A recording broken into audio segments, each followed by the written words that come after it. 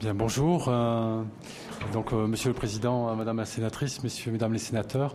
Je m'appelle Gilles Camboni et je suis néonatologiste et pédiatre à Montpellier, qui est une ville universitaire qui est dans le sud de la France, où je dirige un département de 70 lits de pédiatrie néonatale, de réanimation de nouveau-nés et d'enfants.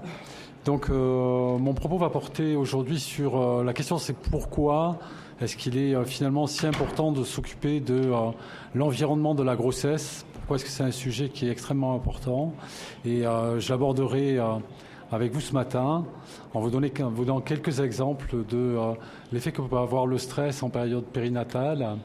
Et si vous le voulez bien, on définira cette période périnatale par la période de la grossesse et puis celle des premières semaines, premiers mois de vie.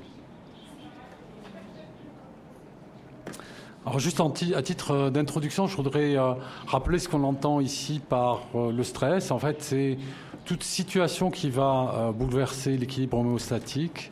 Par exemple, l'exposition au froid, l'exposition au chaud, à une douleur, mais également à une menace psychologique.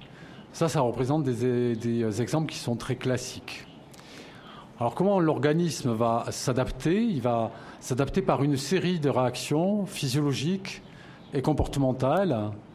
C'est le flight ou fight des anglo-saxons. Donc il faut dans un premier temps s'adapter et puis également retrouver l'état initial. En termes de terminologie, on distingue la situation qui est le stresseur et puis la réaction de l'organisme, à proprement parler, qui est la réaction de stress. Somme toute, en médecine périnatale, le stress n'est pas un concept qui est complètement récent, puisqu'on peut retrouver dans ce domaine des études et même des revues de la littérature assez intéressantes depuis 3 à 5 décennies. Je ne sais pas, ça a disparu l'image. Voilà.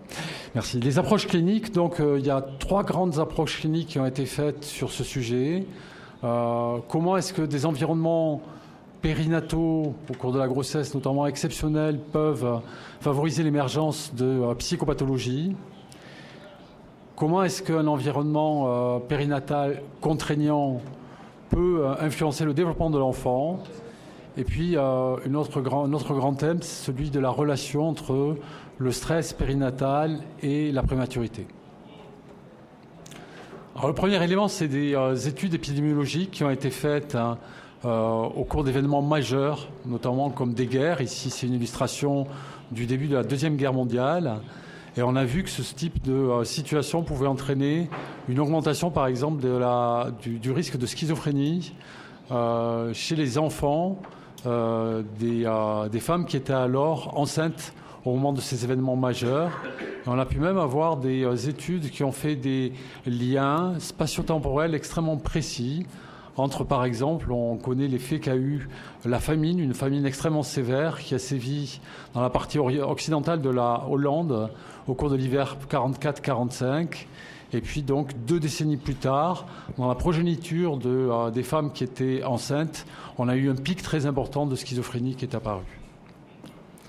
Alors, bien entendu, cette vulnérabilité à des troubles psychopathologiques, ça correspond à des événements extrêmement majeurs. Donc, on a parlé des guerres, également, on l'a observé au cours d'attentats, au cours d'inondations, au cours de tremblements de terre, au cours de tempêtes, au cours d'ouragans, au cours d'accidents nucléaires.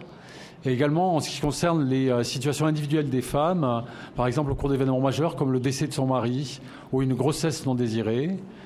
Les pathologies psychiatriques en question sont relativement variées, mais on cite surtout la schizophrénie dans la progéniture, notamment quand l'agression a eu lieu au cours du premier trimestre de la grossesse, mais également l'autisme et la dépression. Alors ça, ce sont des situations qui sont exceptionnelles, mais il y a aussi des situations qui sont beaucoup plus habituelles. Et dans la vie du quotidien, finalement, force est de constater que la perception du stress, c'est quelque chose qui est extrêmement variable d'un individu à l'autre. Pour cet exercice d'escalade, d'ailleurs, comme qui pour certains peut être générateur d'un grand stress, mais pour d'autres générateur de beaucoup de plaisir et de maîtrise de soi, mais comme aussi pour les contraintes de la vie quotidienne.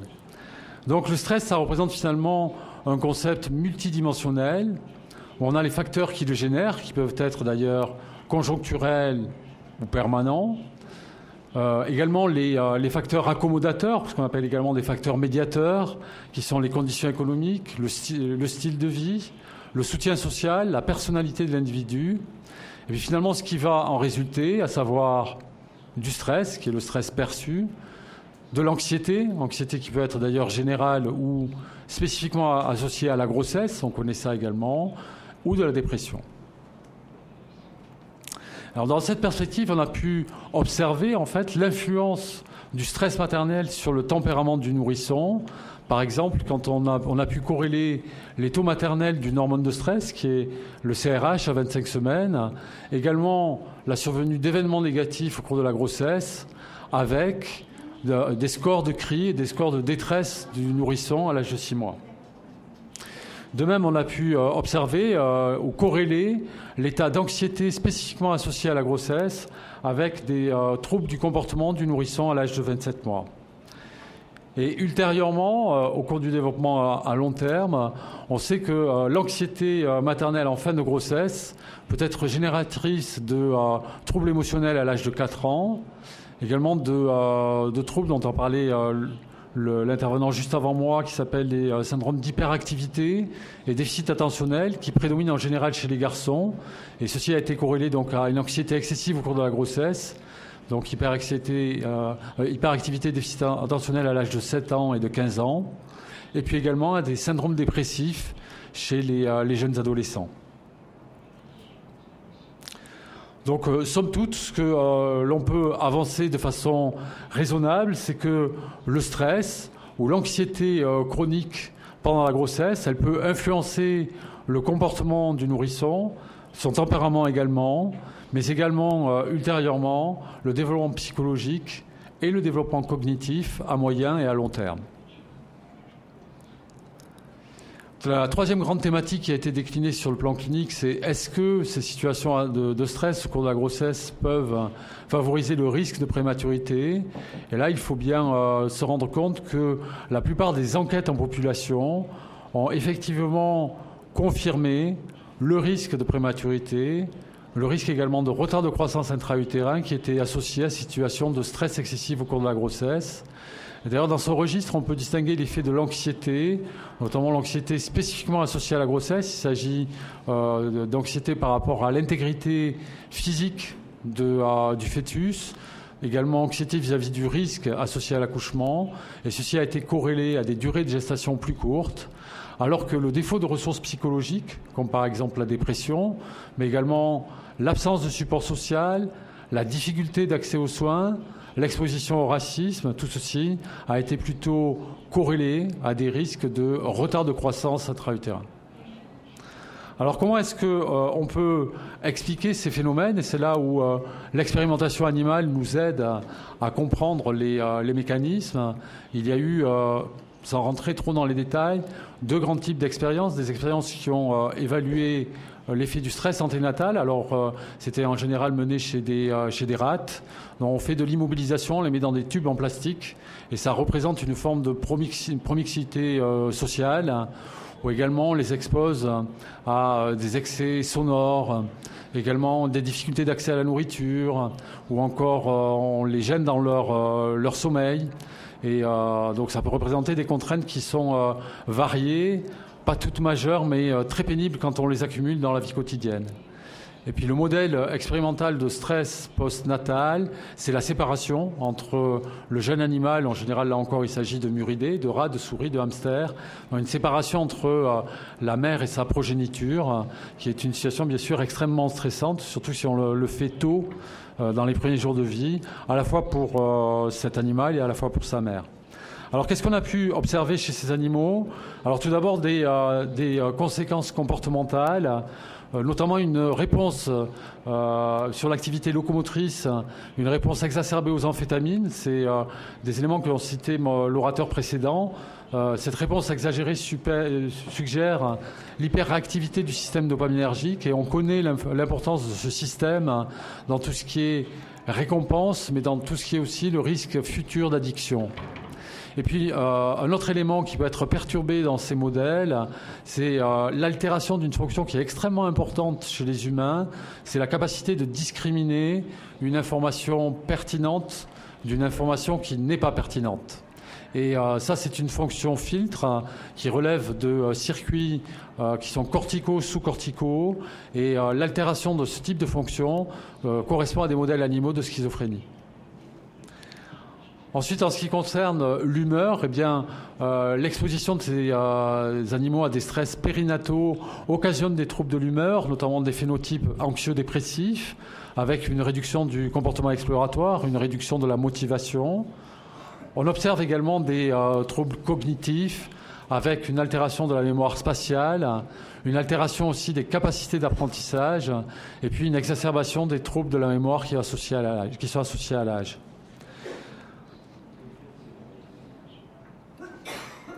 Les conséquences moléculaires. Alors là, c'est sur le plan phénoménologique. Je vous ai décrit un petit peu ce que l'on pouvait observer chez les animaux et comment est-ce qu'on les explique sur le plan des mécanismes chimiques, si vous voulez.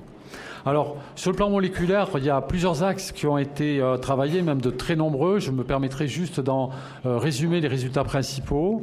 Un point important, c'est ce qu'on appelle l'axe hypothalamo-hypophysio-surrénalien parce que c'est un axe qui est mis en jeu dans les réactions de stress. En effet, quand une situation est interprétée comme menaçante par le système nerveux central, nous avons au niveau de la base du cerveau, dans des régions qu'on appelle l'hippocampe, dans des régions que l'on appelle l'hypothalamus, la fabrication d'une hormone de stress que j'ai déjà citée, qui s'appelle le CRH, qui induit la production par l'hypophyse d'ACTH.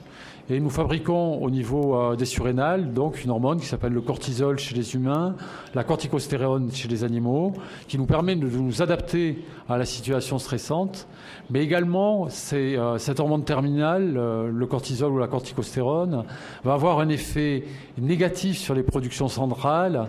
C'est ce qu'on appelle un feedback négatif qui est essentiel pour restaurer l'état initial parce qu'une situation de stress permanent est extrêmement usante, extrêmement sollicitante et pas tenable à long terme pour un organisme.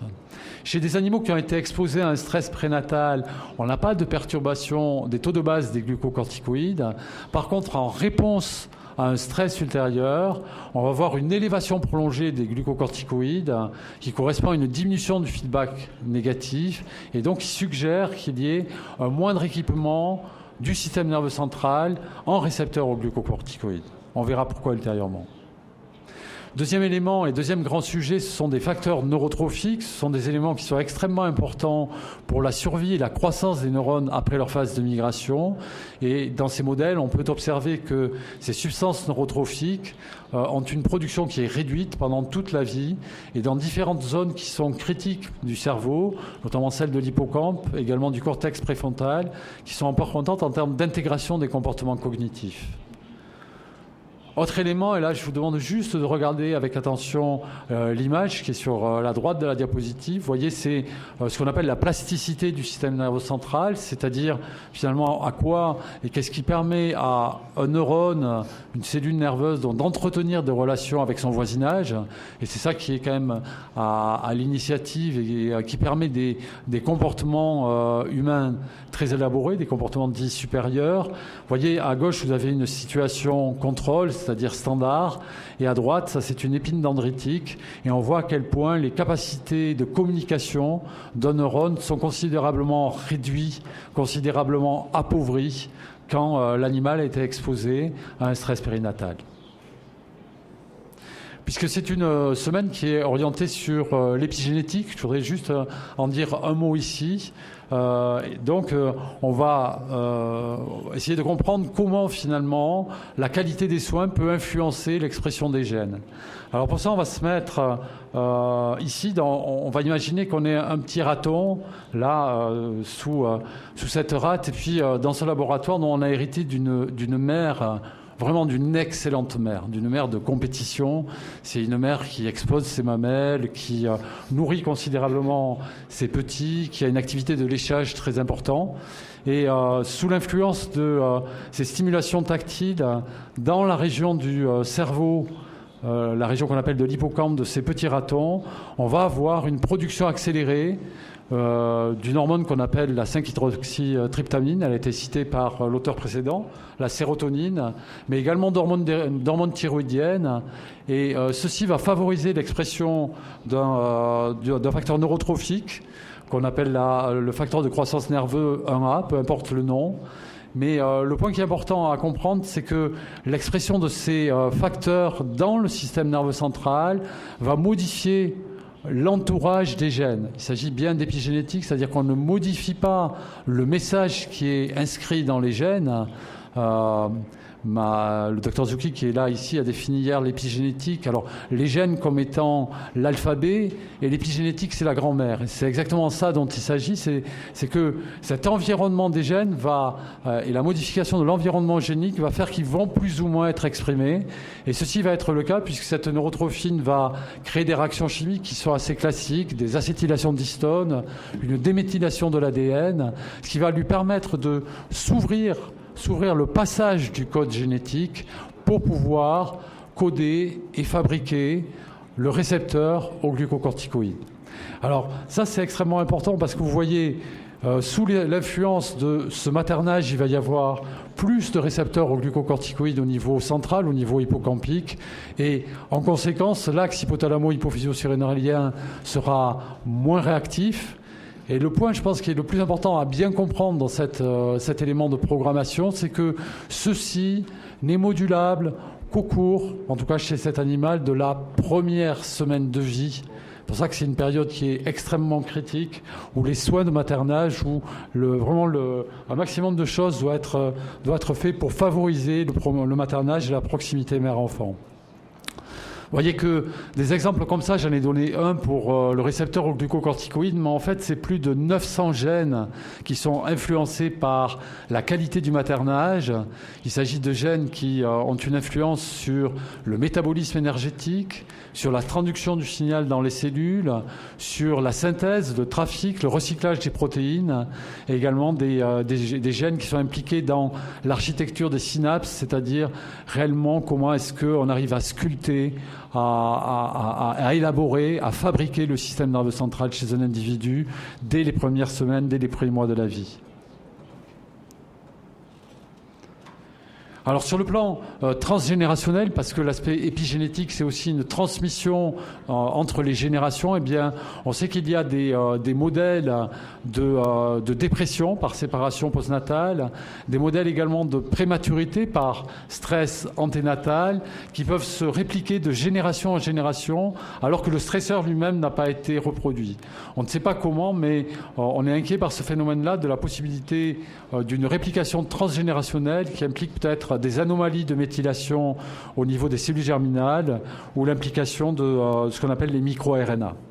Vous voyez qu'on est allé jusqu'à pratiquement la possibilité de modéliser l'effet du stress sur le système nerveux central à partir du concept de programmation. C'est un concept qui repose sur l'hypothèse qu'une modification très significative de l'environnement fœtal ou néonatal, notamment les traumatismes émotionnels, vont entraîner une adaptation reproductible de structure ou de fonction qui peuvent bien sûr permettre la survie de l'animal dans cet environnement hostile, mais qui peuvent aussi faire le lit de maladies qui vont survenir ultérieurement dans l'enfance ou à l'âge adulte. Vous voyez qu'au cours de cet exposé, donc, on a pu voir que des traumatismes émotionnels très importants au cours du premier trimestre, mais également des traumatismes ou des difficultés de vie plus continues tout le long de la grossesse peuvent entraîner des adaptations de structure et de fonction. Je vous ai montré des modifications sur l'axe corticotrope, sur la fabrication de neurotrophiques, sur le processus de potentialisation long terme également, qui est celui de l'apprentissage et de la mémorisation. Ceci a été montré. On a vu qu'il allait y avoir des modifications sur des récepteurs, sur des dendrites, sur la fabrication de neurones. Et tout ceci peut être donc dans les situations que je vous ai décrites, à l'origine de pathologies dans l'enfance ou de l'âge adulte, qui sont des pathologies de l'humeur, qui sont des pathologies de type anxieuse, qui peuvent être également des troubles de la cognition, des troubles de l'apprentissage et des troubles du comportement. J'en viens maintenant à ma conclusion. Donc, j'espère vous avoir convaincu et que votre fonction filtre a bien fonctionné entre des messages qui sont pertinents et ceux qui ne le sont pas, que le stress peut perturber le développement normal de l'enfant. Il peut aussi aggraver les risques neurologiques associés à la prématurité. Il peut également conditionner une vulnérabilité aux troubles psychopathologiques. Donc, en ce qui nous concerne, donc il me semble que les stratégies de soins en périnatalité, en tout cas en néonatologie, puisque moi je m'occupe d'un département de néonatologie, donc ces stratégies de soins doivent promouvoir au maximum la stabilité de l'enfant et lutter notamment contre les dystimulations que l'on peut produire notamment dans les services de néonatologie, et également de favoriser la proximité physique et émotionnelle de la diade mère-enfant, c'est-à-dire en d'autres termes le bien-être psychologique de la mère, la construction du lien mère-enfant, et on sait que ces éléments sont extrêmement favorables pour la construction et le développement du système nerveux central. Merci.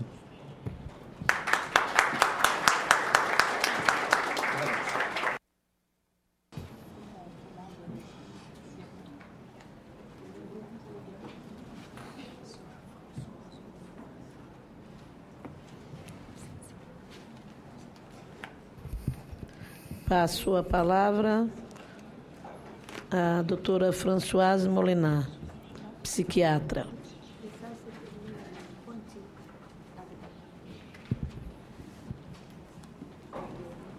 Bon dia à todos et je vous remercie beaucoup, Monsieur le Président, Madame la Sénateur, et toutes les personnes qui organisent notre accueil de manière si chaleureuse au Brésil, puisque j'ai l'honneur de venir pour la deuxième fois, et j'ai beaucoup apprécié la gentillesse de tous ceux qui nous accueillent. Voilà, donc dans la suite de ce que vient de dire mon collègue Gilles et des intervenants précédents, la question c'est comment faire pour améliorer l'écosystème parent-bébé et comment faire pour que dès la grossesse, les professionnels qui accueillent et accompagnent les futurs parents puis le bébé puissent enrichir ce milieu. Donc, je vais être très rapide puisqu'on a entendu là l'essentiel sur les étapes précoces du développement humain. Juste rappeler que pour l'enfant et pour les parents, les étapes grossesse, naissance, petite enfance sont une continuité. Mais par contre, pour les professionnels, c'est extrêmement morcelé et les étapes de cette période si sensible sont très hachées et cloisonnées. Que les interactions sont très riches dès la vie intra-utérine et, comme ça a été dit par M. Correa, ce sont les prémices de l'organisation sensorimotrice, donc tout l'intérêt d'améliorer le bien-être de la mère. Rappelez aussi, comme ça a été dit, que l'émotion s'enracine dans la biologie, toute expérience vécue laisse une trace dans les neurones, et que c'est l'émotion qui va organiser le jugement et l'action. Et la conscience, on le sait, n'est que la toute petite pointe de l'iceberg. Donc c'est l'émotion qui nous fait penser et agir. D'où l'importance du contexte émotionnel dans toutes ces étapes. Alors je me permets de vous rapporter une expérience en France, non pas comme un modèle, mais pour juste vous présenter une dynamique qui s'est organisée autour de rencontres qui n'étaient pas du tout prévues, et qui ont fait que des professionnels de différents services ont eu le désir de travailler ensemble et que le ministère de la Santé s'est très tôt intéressé à ces collaborations interdisciplinaires. Donc, dans les années 80, les pratiques autour de situations médicales à forte charge émotionnelle ont commencé à se transformer. La mort périnatale, l'annonce d'une anomalie, l'hospitalisation du bébé en néonatologie. Et les parents, après coup, dont on a recueilli le témoignage, nous ont dit que ces situations qui étaient terribles pour eux autrefois pouvaient être traversées, qu'ils n'avaient pas de séquelles traumatiques, si l'accompagnement des professionnels avait été correct, dans une bonne communication entre eux et les professionnels, mais des professionnels entre eux aussi. Et donc, maintenant, les recherches sur l'émotion nous ont bien confirmé qu'une émotion négative ne se transforme que dans une interrelation marquée d'empathie. Et donc c'est toute la question des traumatismes du passé qui peuvent se réorganiser dans des conditions très rigoureuses d'expériences répétées de sécurité relationnelle. Alors excusez-moi du terme bingo, mais quand on a recueilli ces témoignages, on s'est dit mais il se passe quelque chose là. Et si on essayait d'utiliser ce collectif interprofessionnel, cette attention des professionnels de santé pour des situations beaucoup plus complexes, marquées par des facteurs de risque psychologiques et sociaux, et pas seulement somatiques.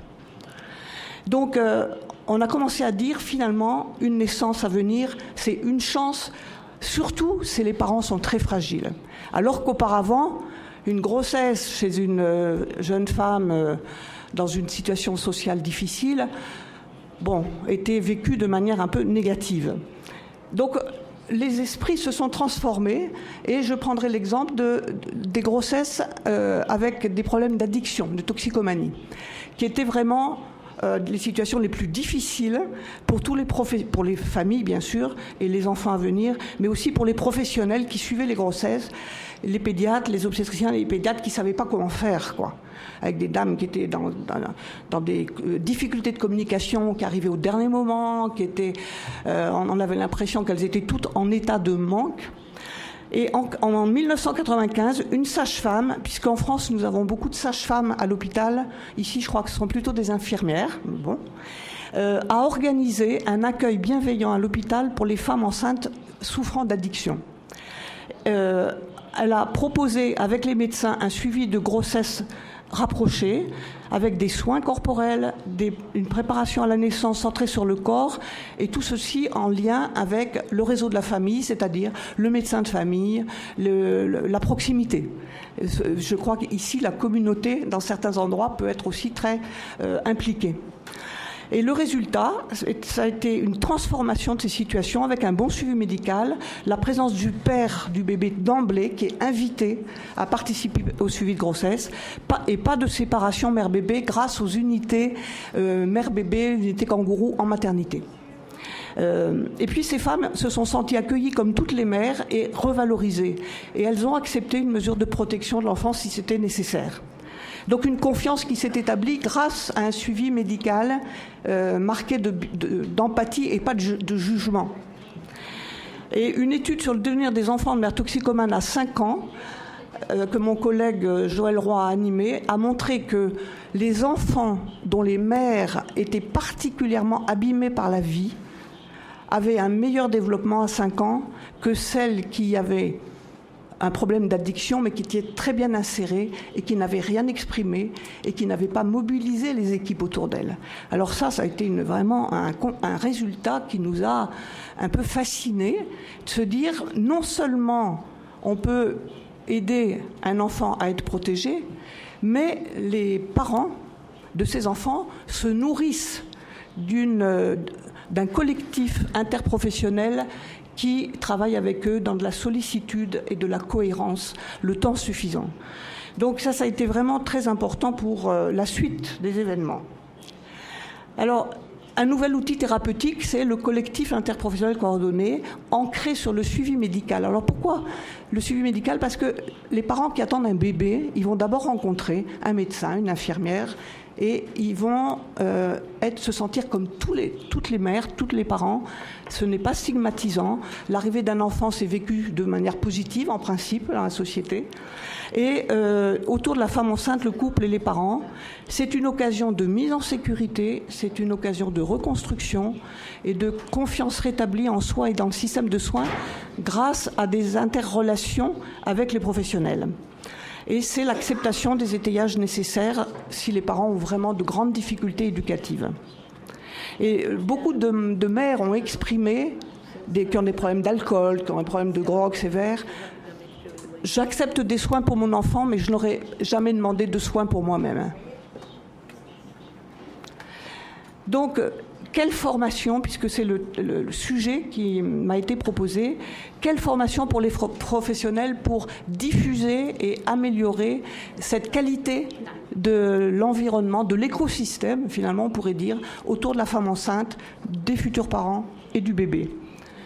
Bon, je passe vite. Il s'agit, au fond, d'intégrer l'ensemble des composantes de santé dans le suivi périnatal. Donc, respecter la demande et la physiologie des femmes, associer le futur père et prendre en compte les facteurs d'insécurité et offrir les réponses adéquates aux parents au fur et à mesure qu'ils expriment leurs besoins, qu'ils osent exprimer leurs besoins, parce que ce n'est pas facile de dire les angoisses, les peurs, les traumatismes du passé. Et donc, les résultats sont amplifiés par le fait connu que pendant cette période de la procréation, la femme enceinte est particulièrement perméable à ce qui se passe autour d'elle, dans un moment de construction, de changement de place, etc. Mais le problème, c'était le cloisonnement des disciplines et des services. Et aussi les effets iatrogènes d'une médicalisation abusive, c'est-à-dire la technologie médicale a permis une amélioration de la mortalité, de la morbidité, mais elle a un peu mis de côté les aspects émotionnels. Donc, avec ces conséquences peu iatrogènes que les parents ne se sont pas sentis accueillis et écoutés selon leurs besoins. Donc il fallait reprendre tout ça. Et puis les médecins et les infirmières n'avaient pas beaucoup d'outils pour s'engager dans les troubles relationnels. Ils étaient formés à l'approche somatique, et très bien formés en général, mais comment on fait pour rencontrer une femme qui est agressive, qui ne vient pas au rendez-vous, un père qui est violent, enfin bref, mais qui sera quand même le père du bébé. Et surtout, nous sommes encore dans une culture du trouble. Nous savons soigner des troubles qui coûtent très cher, ultérieurement, mais la prévention n'est pas valorisée parce qu'elle n'est pas très valorisante. La prévention n'est pas l'affaire d'un champion de la prévention. C'est un travail collectif et ça n'est pas, dans nos cultures, ça n'est pas valorisant, qu'elle soit médicale ou même psychologique. Voilà, d'où un fatalisme et cette phrase terrible que vous avez sûrement entendue et qu'on entend encore bien souvent, c'est « on verra ce qui se passe après ». Et quand on voit, c'est la catastrophe. Ça va à 3 ans, à 4 ans, à 5 ans, ou les adolescents. Et on se rend compte que déjà, pendant la période périnatale, il y avait des signes d'alarme, mais qui n'ont pas pu être recueillis et surtout qui n'ont pas reçu de réponse. Les réponses, il fallait les organiser par des collaborations. Alors donc, s'il y a un manque d'attention collective dans cette période particulièrement sensible, le risque, c'est que les parents revivent une expérience négative. On m'a pas entendu, on n'a pas fait attention à moi, on m'a regardé de travers parce que je prends de la drogue ou que j'ai raté un rendez-vous. Bon. Et donc, cette expérience-là peut renforcer les carences et les traumatismes liés à leur passé affectif, marqué par la dévalorisation et le manque de confiance en soi.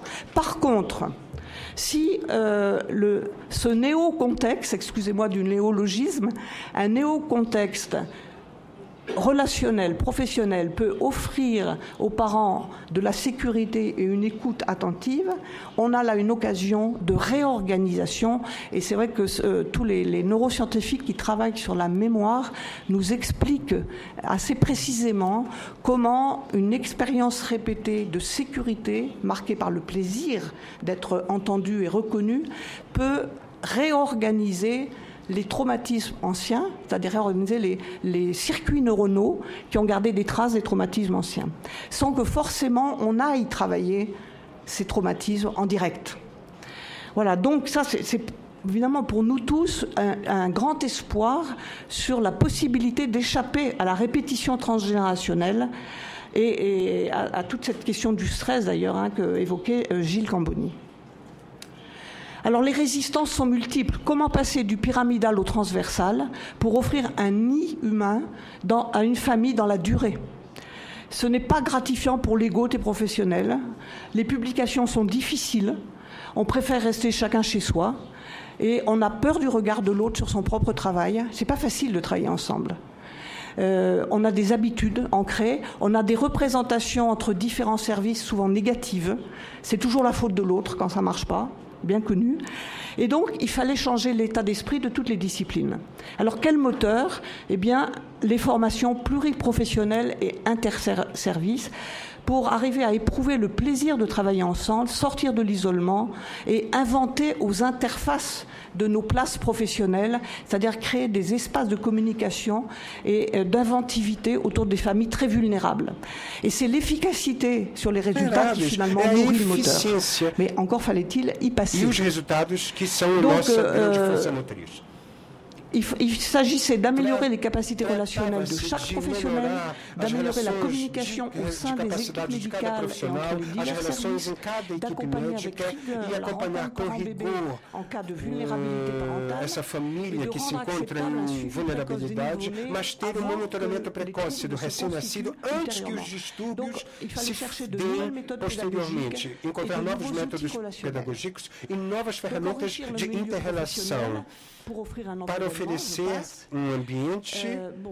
Portanto, eu vou passar também sobre isso, sobre essas experiências que se basearam sobre simulações. É muito interessante, mas infelizmente não temos tempo aqui. Então, na França, eu vou lhes falar muito pouco a gênese de um método pedagógico inovador que se constituiu após uma pesquisa prospectiva em que comparamos as atitudes profissionais e o futuro dos pais e da criança ao longo da gestação, nascimento e primeira infância, da qual lhes falei há pouco.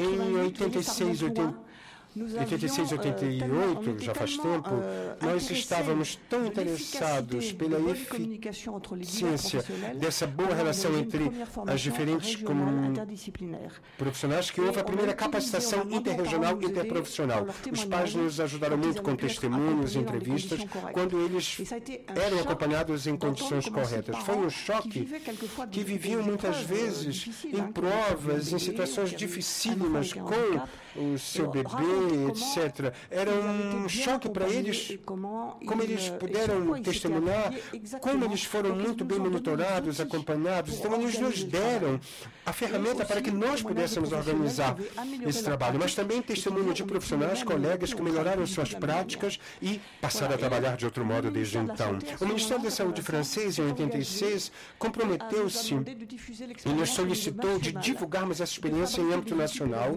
e criarmos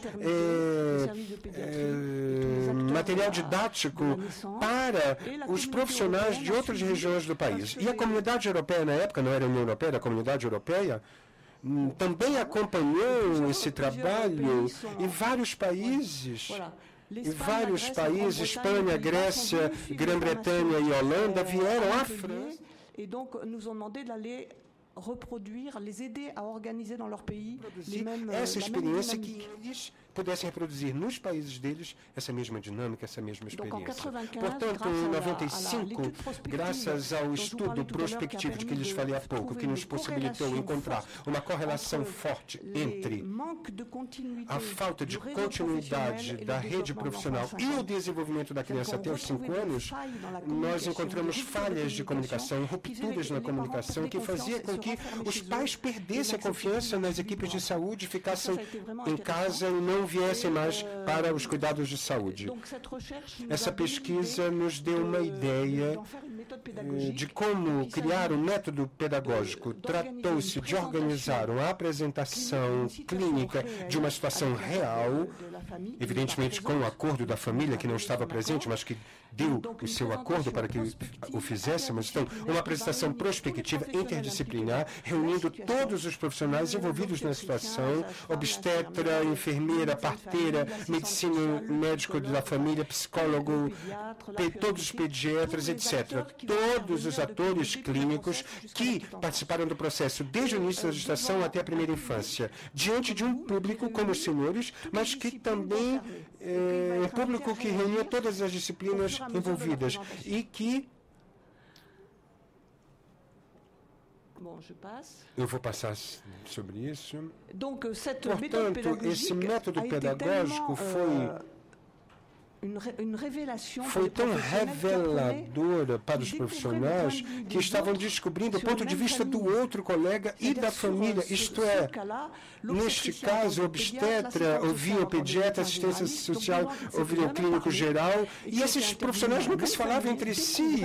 Então, eles estavam se descobrindo, cada um, o ponto de vista do outro. Todos diziam, mas isso faz com que nós fiquemos mais inteligentes. Isso abriu minha compreensão da dinâmica da família que eu estou tratando. Então, foi muito interessante. E a experiência foi divulgada em todas as regiões da França e nesses países do qual lhes falei e que fizeram estudo de casos semelhantes nos países. E também podemos fazer esse exercício de empatia. Bom, se eu estivesse no lugar do obstetra, se eu estivesse no lugar do clínico geral, se eu estivesse no lugar do médico... Então, nós apresentamos isso em Bruxelas, a sede da Comunidade Europeia, durante 2 dias, estudos de casos dificílimos que tivemos que preparar muito bem para essa apresentação na Comunidade Europeia em Bruxelas. Eu nunca vou esquecer disso, porque havia muitos médicos, obstetras, pediátricos, pessoas que, de modo geral, não são muito... não se abrem muito, né?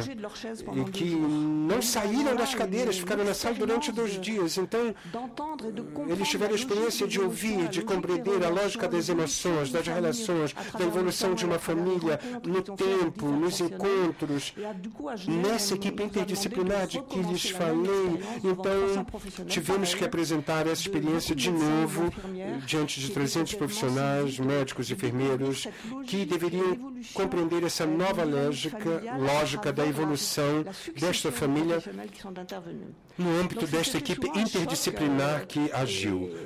Era muitas vezes um choque e há sempre esta impressão de realmente entrar na complexidade humana. Portanto,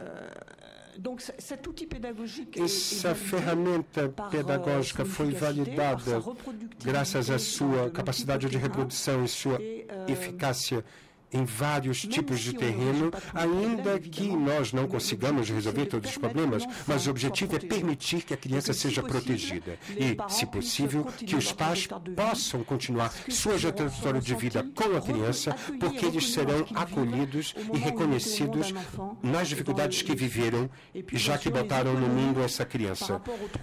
E também com relação a esses distúrbios de que lhes falei, não é? Então, tudo isso é muito importante. As cidades que aconteceram essas experiências aí, é só para ilustrar os senhores, não é? A divulgação que este método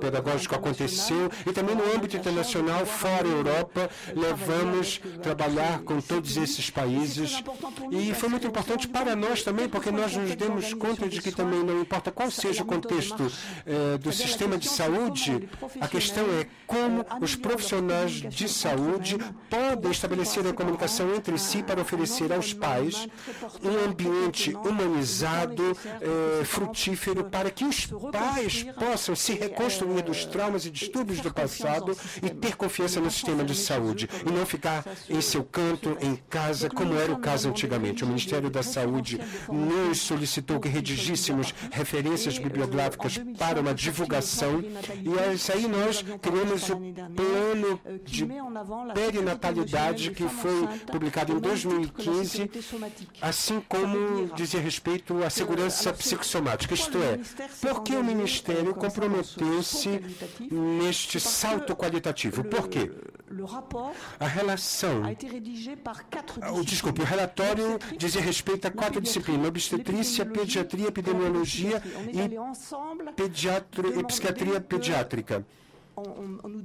Então, nos deram ferramentas e meios para que nós pudéssemos tratar da segurança emocional das mulheres, dos futuros pais, mas sobretudo do bebê. Escutar os pais desde o início da gestância, desde a gestação, graças ao acompanhamento perinatal precoce e divulgar as informações interdisciplinares pluridisciplinares. Eu acho que a ideia que nós temos que ter em mente aqui, nesta área, a empatia não basta. Para conseguirmos organizar da interdisciplinaridade é preciso muito rigor na transmissão, no controle, na vigilância, na capacidade de antecipar. Eu não tenho tempo, infelizmente, de falar sobre isso aqui, mas talvez hoje à tarde nas oficinas. O ambiente pluridisciplinar do nascimento à pequena infância é uma nova disciplina. É uma disciplina transversal em que integra todos os registros do ser humano, as etapas do desenvolvimento humano que eram até então muito compartimentadas pelas práticas que tínhamos do passado. Eu vou passar sobre isso, então eu vou muito rápido, infelizmente. A segunda etapa é como favorecer o acordo pai-bebê, não é? Um exemplo de algumas imagens para ficarmos motivados. Bom, exemplos de posturas. Os pais que tiverem esse acompanhamento bom serão pais muito receptivos com o seu bebê. Se nós ajudarmos a esses pais a saber como lidar com isso, então permite a esses pais que eles se abram também ao mundo. Aqui é um pai que acabou de sair da prisão e que esteve presente desde o primeiro dia de vida do seu bebê. Vejam aí, é o mesmo pai, é uma mãe que teve uma mãe toxicômana severa e como esta mãe vai ser ajudada a segurar o seu bebê de maneira segura, tanto para ela quanto para o bebê, não é? Veja a postura que vai permitir a esta mãe organizar os seus primeiros afetos, os seus primeiros pontos de apoio, não é? Já que o bebê teve uma síndrome causada pela toxicomania da mãe. Então, nós ajudamos a essa mãe a lidar melhor, a segurar melhor.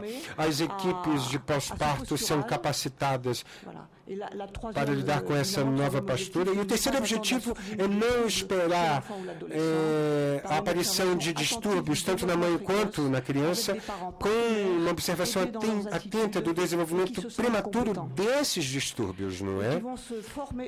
E que vão se formar com os menores signos de anomalias no bebê. Isso vai nos permitir identificar esses distúrbios, mas também pais que aceitarem esse apoio. Em conclusão, o acordo entre pais e bebês passam pelo acordo também entre os vários profissionais que acompanharam a família nesse período sensível.